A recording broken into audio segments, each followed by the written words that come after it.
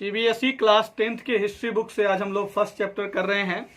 इसकी ये 7वीं क्लास है। पिछली क्लास में हम लोगों ने जाना कि क्रांति लाने के लिए लोगों के दिल में राष्ट्रीय भावना, राष्ट्रीयता की भावना, नेशनलिज्म की भावना जो है वो जागृति करानी बहुत ज़रूरी थी। इसमें आर्टिस्ट, पोइट ने अहम भूमिका निभाई।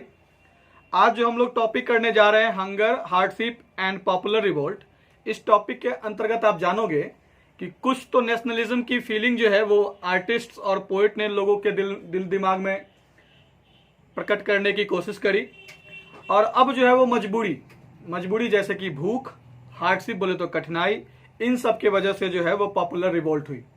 ठीक है, तो चलिए इस टॉपिक में क्या दे रखा है वो हम लोग जाने line by line. The 1830s, सबसे पहले तो आप डिकेड्स समझ लो। जैसे 1830s लिख रखा है तो डिकेड्स का मतलब होता है पीरियड ऑफ 10 ईयर्स। तो 1830 के दशक का मतलब कि 1830 से लेकर के 1839 तक, 40 नहीं, वो 40s का फिर आ जाएगा। ठीक है, तो 1830s का मतलब हो गया कि 1830 के दशक में, यानी कि 1830 से लेकर के 39 तक, 39 तक। The 1830s were years of great economic hardship in Europe. The first half of the 19th century saw an enormous increase in population all over Europe. तो 1830s का जो ईयर्स था वो बहुत भारी इकोनॉमिक हार्डशिप का दौर था यूरोप में। काफ़ी ज़्यादा जो है वो आर्थिक कठिनाइयों का दौर रहा ये 1830s का दशक। जो शुरुआती 19th सेंचुरी की जो फर्स्ट हाफ थी उसमें ये देखा गया कि पॉपुलेशन में पूरे यूरोप में पॉपुलेशन में काफ़ी वृद्धि हुई, जनसंख्या में काफ़ी वृद्धि हुई। In most countries there were more seekers of job than employment. ज़्यादातर यूरोप के देशों में एम्प्लॉयमेंट से ज़्यादा जो है वो जॉब सीकर हो गए। मतलब एम्प्लॉयमेंट की मतलब रोजगार, नौकरी, सैलरी के आधार पर नौकरी। ठीक है, तो जहां मान के चलो 10 की आवश्यकता थी वहां 100 पहुंच रहे हैं। तो जब 19th सेंचुरी के फर्स्ट हाफ में क्या हुआ कि जब जनसंख्या बढ़ी तो यूरोप के ज़्यादातर कंट्रीज में क्या हुआ कि एम्प्लॉयमेंट से ज़्यादा किसकी संख्या हो गई? जॉब सीकर्स की संख्या हो गई। पॉपुलेशन जो है, population from rural areas migrated to the cities to live in crowded slums, overcrowded slums.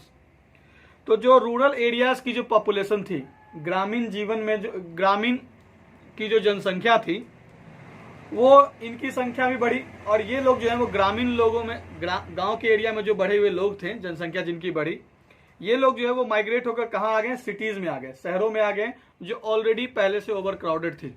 Slum area था, गंदी बस्ती थी वहां पर, ऑलरेडी जो है यहाँ पर बहुत सारे लोग पहले से थे। तो ऐसी जगहों पर ये लोग जो है वो रूरल एरिया से आकर के क्या करने लगे? स्थानांतरित होकर यहाँ पर आने लगे, क्योंकि जनसंख्या बढ़ रही थी गाँव में। तो गाँव के लोग जो है वो कहाँ पहुंचने लगे? शहरों में पहुंचने लगे, जो ऑलरेडी ओवर क्राउडेड थी। स्लम्स था, ओवर क्राउडेड थी। Small producers in town were often faced with stiff competition from imports of cheap machine made goods from England, where industrialization was more advance than on the continent. तो जो छोटे किस्म के producers थे, छोटे छोटे उत्पादनकर्ता, छोटा छोटा सामान बनाने वाले या कम मात्रा में सामान बनाने वाले, ये तो ऑलरेडी क्या कर रहे थे? कंपटीशन की मार झेल रहे थे, क्योंकि इंग्लैंड से जो है वो मशीन से बना हुआ सस्ता माल जो है वो आ रहा था। तो इनसे स्मॉल प्रोड्यूसर्स का क्या चल रहा था? कंपटीशन चल रहा था। इंग्लैंड में जो है वो इंडस्ट्रियलाइजेशन जो है वो काफ़ी आगे थी। पूरे यूरोप में इंग्लैंड में सबसे ज़्यादा क्या थी? इंडस्ट्रियलाइजेशन जो है वो सबसे ज़्यादा इंग्लैंड में ही हुई थी। तो यहाँ से जो माल तैयार होकर जो आता था, इनसे कंपटीशन किनका होता था? छोटे प्रोड्यूसर्स का, जो बहुत कम मात्रा में उत्पादन करते थे, जिनके पास ज्यादा पूंजी नहीं होती थी। This was specially so in textile production. और ये जो कंपटीशन का जो दौर था वो खास करके कपड़े की दुनिया में था, कपड़े के बिजनेस में था, कपड़े के व्यापार में था। Which was carried out mainly in homes और small workshops and was only partly mechanised. ये जो कपड़ों का जो बिजनेस था, कपड़ों का जो व्यापार था, ये ज़्यादातर छोटे छोटे घरों में, छोटे छोटे वर्कशॉप्स में ये काम किया जाता था, और इसका कुछ ही हिस्सा जो है वो क्या होता था? मैकेनाइज्ड होता था, मतलब मशीनों से तैयार होता था। In those regions of Europe where the aristocracy still enjoyed power, peasants struggled under the burden of feudal dues and obligation. In areas में जहां पर ये कंपटीशन होता था छोटे लोगों का मशीन मेड प्रोडक्शन से, जो छोटे लोगों का जो कंपटीशन था, इन एरियाज में जो यूरोप में जो एरिस्टोक्रेसी लोग थे, यूरोप के इन एरियाज में जो एरिस्टोक्रेसी लोग थे, कुलीन वर्ग के लोग थे, राजघराने से बिलोंग करने वाले लोग थे, इनके पास पावर तो थी तो वो इसका एंजॉय करते थे, जबकि किसान जो है वो फ्यूडल सिस्टम, फ्यूडल ड्यूज और ऑब्लिगेशन की बोझ के तले मारे मारे फिरते थे। इनको तो ये सब चीज देना ही था, चाहे कितनी भी कठिनाई हो, कितना भी कंपटीशन क्यों ना हो, इनको तो ये सब चीज क्या करना था, देना ही था। The rise of food prices or a year of bad harvest led to widespread pauperism in town and country. और फिर एक बार क्या हुआ कि उस साल जो है क्या हुआ कि फसलों की कटाई अच्छी नहीं हुई, क्योंकि जो है फसल अच्छी नहीं हुई तो फसलों की कटाई अच्छी नहीं हुई, मौसम की वजह से या किसी कारणवश, कोई भी कारण रही होगी, अकाल पड़ा होगा, कुछ भी हो गई होगी। तो इससे क्या हुआ कि भोजन का, फूड की कीमतों में वृद्धि हुई और जो कटाई भी जो है उतनी अच्छी नहीं हुई। इससे क्या हुआ कि पूरे टाउन में, पूरे कंट्री में जो है वो दरिद्रता फैल गई, काफी बड़े पैमाने पर जो है वो दरिद्रता फैल गई। The year 1848 was one such year. 1848 जो है ऐसा ही एक साल था। Food shortages and widespread unemployment brought the population of Paris out on the roads. 1848 ही एक ऐसा साल था। 1848 जो है एक ऐसा ही साल था। फूड शॉर्टेज हुई, बैड हार्वेस्ट की वजह से क्या हुई, फूड शॉर्टेज हुई और जो है अनएम्प्लॉयमेंट जो है काफी बढ़ गई। नतीजा क्या हुआ कि जो पॉपुलेशन थी, जो भारी जनसंख्या थी, वो रोड पर उतर आई। पेरिस की जो भारी जनसंख्या थी वो क्या हो गई, रोड पर उतर आई। Barricades were erected and Louis Philippe was forced to flee. Barricades, अवरोधक, जैसे रास्ता जाम करने के लिए जो लगाया जाता है, बैरिकेड्स वगैरह लगाए गए, खड़े किए गए और लुई फिलिपी को जो है वह मजबूर होकर भागना पड़ा। A national assembly proclaimed a republic, granted suffrage to all adult males above 21 and guaranteed the right to work. National workshops to provide employment were set up. नतीजा हुआ कि जब 1848 जो एक ऐसा साल था जिस साल में फूड शॉर्टेज हुई, अनएम्प्लॉयमेंट इतना बढ़ गया कि लोग विरोध में, मतलब जो भी शासन चला रहा था, लुई फिलिपी की अध्यक्षता में जो शासन चल रही थी, उसके विरोध में क्या हुआ, लोग रोड पे उतर आए, बैरिकेड्स लगाए गए, लुई फिलिपी को भागना पड़ा। एक नेशनल असेंबली ने क्या की, फिर जो वहां की नेशनल असेंबली थी पेरिस की, वो उन्होंने घोषणा किया, फिर लोगों के विरोध को देखते हुए उन्होंने घोषणा किया कि ठीक है, अब जो है क्या होगा, रिपब्लिक होने का घोषणा कर दिया। ठीक है, रिपब्लिक जानते हो ना, अपना संविधान होता है, शासन प्रणाली कैसे चलाई जाएगी ये संविधान तय करता है। ठीक है, जो हेड होगा वो कौन होगा, जनता में से चुना गया, प्रत्यक्ष या अप्रत्यक्ष रूप से मौजूद होगा। उसका जो रिपब्लिकन कंट्री का हेड जो होता है वो जनता में से चुनकर जाता है, ना कि कोई राजा महाराजा के खानदान से बिलोंग करता है। तो 1848 एक ऐसा साल था, फूड शॉर्टेज हुई, वाइड स्प्रेड अनएम्प्लॉयमेंट की वजह से जो पॉपुलेशन है पेरिस की वो रोड पर आ गई, बैरिकेड्स लगाए गए, लुई फिलिपी को भागना पड़ा। नेशनल असेंबली ने रिपब्लिक की घोषणा करी और मताधिकार दे दिया, 21 साल से ऊपर सब लोग वोट कर सकते हैं, ऐसा घोषणा कर दिया। And guaranteed the right to work, और लोगों को काम करने के अधिकार का भी घोषणा दे दिया कि उनको अब काम करने का अधिकार है, ये भी घोषणा कर दिया विरोध को देखकर। National workshops to provide employment were set up, और फिर जो है इस विरोध को देखते हुए नेशनल वर्कशॉप बनाए गए, रोजगार उपलब्ध कराने के लिए, एम्प्लॉयमेंट उपलब्ध कराने के लिए राष्ट्रीय कारखाने जो है वो स्थापित किए गए इस विरोध की वजह से।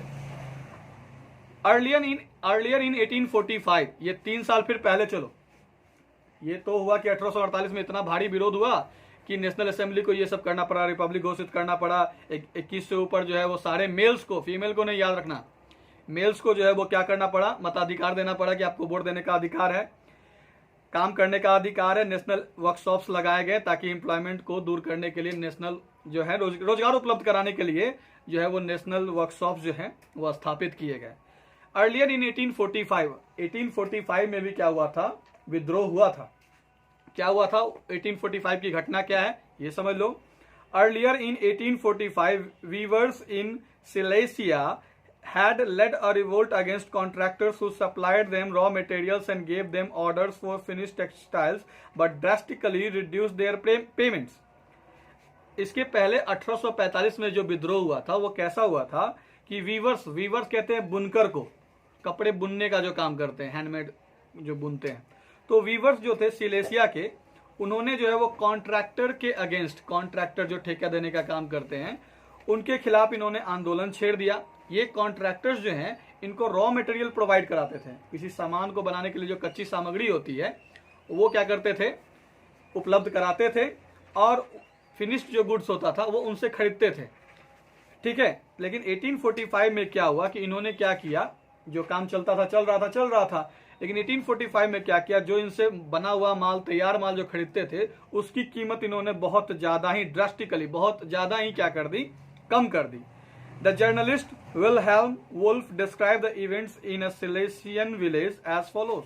और ये उसके बाद जो घटना हुई उसको एक जर्नलिस्ट जो है वो पत्रकार विलहेल्म वुल्फ ने अपने इस इवेंट्स को जो है सिलेसियन विलेज में जो ये घटना घटी, जैसे विद्रोह हुआ, कैसा विद्रोह हुआ, क्या नतीजे हुए, उसको जो है उन्होंने छापा था, जो नीचे दे रखा गया है। क्या लिखा गया था इस घटना के बारे में जो 1845 में घटी, जो वीवर्स ने किसके खिलाफ आंदोलन छेड़ा था, कॉन्ट्रैक्टर्स के खिलाफ। ये कॉन्ट्रैक्टर्स जो है वो इनको क्या दिया करते थे, माल बनाने के लिए कच्चा माल उपलब्ध कराते थे, और माल जब बन जाता था तो खरीदते थे। लेकिन इन्होंने क्या किया था, दाम अचानक से बहुत ज्यादा कम कर दिया था, तो लोग विद्रोह कर गए थे। तो ये जो छपी सिलेसियन गांव की जो बात है, ये जो छपी वो क्या लिख रखा है विलहेल्म वुल्फ ने सिलेसियन विलेज के बारे में, वो देखो। In these villages with 18,000 inhabitants, cotton weaving is the most widespread occupation. The misery of the workers is extreme. The desperate need for jobs has been taken advantage of by the contractors to reduce the prices of the goods they order. तो उन्होंने Wilhelm wolf ने इन घटनाओं को, जो घटना क्या थी, विद्रोह की थी, जो विद्रोह किसने किया था, वीवर्स ने कॉन्ट्रैक्टर्स के अगेंस्ट किया था, इन घटनाओं को छापा था। उसमें क्या लिखा था कि इन गांवों में जिसकी आबादी कोई 18,000 है, इन गांव में रहने वाले लोगों की, इनहैबिटेंट्स की, निवासी की संख्या कितनी है, 18,000 है। कॉटन वीविंग जो है वो सबसे ज्यादा अपनाया जाने वाला व्यवसाय है, लेकिन वर्कर्स की दयनीय स्थिति जो है वो बहुत ज्यादा है, एक्सट्रीम लेवल पे है। वर्कर्स की जो दयनीय स्थिति है वो बहुत ज्यादा ही, ये लोग, इनकी स्थिति जो है, इन लोगों की स्थिति दयनीय है। इनकी जो डेस्परेट, मतलब एकदम निराश हो चुके हैं काम के लिए, काम पाने के लिए, किसी तरह रोजगार मिल जाए, किसी तरह घर में पालन पोषण हो जाए, सब बच्चे खा पाए, अपना पेट भर सके, तन पर कपड़ा हो, इतनी ज्यादा जरूरत थी इनको जॉब की।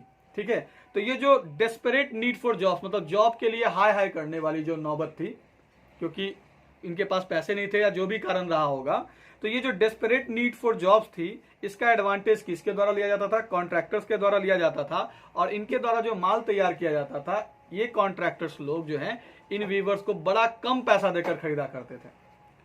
On 4th June at 2 p.m. a large crowd of weavers emerged from their homes and marched in pairs up to the mansion of their contractor demanding higher wages. 4 जून की बात है, 4 जून 1845, 1845 की बात है, 4th जून, 2 बजे दिन का समय था। बड़ी संख्या में जो वीवर्स थे, बुनकर्स थे, ये लोग अपने घर से जोड़ों में निकले, जोड़ों मतलब हस्बैंड वाइफ होंगे, जोड़ों में निकले और कहाँ पहुंच गए, कॉन्ट्रैक्टर के मैंसन पर। मैंसन बड़ी हवेली, कोठी को कहते हैं। मैंसन की कोठी पर पहुंच गए, हवेली पर पहुंच गए, और इन्होंने डिमांड करना शुरू किया कि भैया हमको अब ज्यादा पैसा चाहिए, हमारे मजदूरी का हमें क्या चाहिए, आप जो दे रहे हैं उससे ज्यादा पैसा हमें चाहिए। They were treated with scorn and threats alternatively. लेकिन जब इन्होंने डिमांड किया तो इनको धमकाया गया, इनका तिरस्कार किया गया, इनको धमकी दी गई। Following this a group of them forced their way into the house, smashed it's elegant window panes, furniture, porcelain. Another group broke into the storehouse and plundered it of supplies of cloth which they tore to shreds. तो जब इनके साथ तिरस्कार किया गया, इनके साथ अच्छा व्यवहार नहीं किया गया, तो एक ग्रुप जो है वो घुस गया इस इन मैंसन में, कॉन्ट्रैक्टर के, और क्या किया कि घर में जो भी शानदार विंडोज पेन्स था, विंडो पेन्स, खिड़की के पल्ले वगैरह, उसको तोड़ दिया, फर्नीचर को तोड़ दिया, चीनी मिट्टी, पोर्सिलेन कहते हैं चीनी मिट्टी के बर्तन को, ठीक है, तो चीनी मिट्टी के बर्तन को तोड़ दिया। दूसरा ग्रुप घुसा स्टोर हाउस में, वहां पर इन्होंने क्या किया, सप्लाईज ऑफ क्लॉथ जो था, कपड़े की जो सप्लाई थी, उसको लूटा और फाड़ चिर के बराबर कर दिया, टुकड़े टुकड़े में बदल दिया। The contractor fled with his family to a neighbouring village which however refuse to shelter such a person. जो कॉन्ट्रैक्टर था वो भागकर बगल के पड़ोस के गांव में चला गया, लेकिन वहां के लोगों ने इन्हें शरण देने से इनकार कर दिया। He returned 24 hours later, having requisitioned the army. In the exchange that followed, 11 weavers were shot.